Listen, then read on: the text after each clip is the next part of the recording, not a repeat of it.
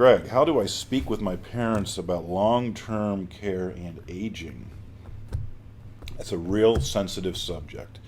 I've counseled numerous families over the years regarding that situation, and there is no good answer to that. What it comes down to is the family needs to have their own belief about how to deal with that cost of long-term care and aging. If there has not been planning ahead of time where that cost is being provided for by some form of insurance or self-insurance by setting aside money, the cost of aging can be significant, to say the least.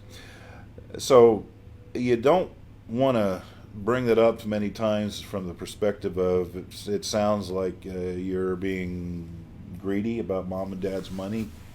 Um, but the fact of the matter is that prudent planning is needed to protect both parents if they're together from the cost associated with that.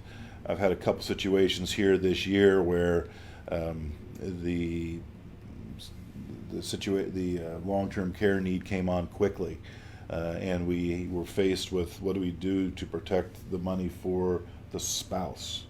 And some drastic things have to be done in that situation to protect it. There are things that we can do, but the earlier that you can have that conversation with your parents with regard to, hey, how are we going to take care of mom or dad if mom or dad, the other one, is in long-term care and that cost is hitting us.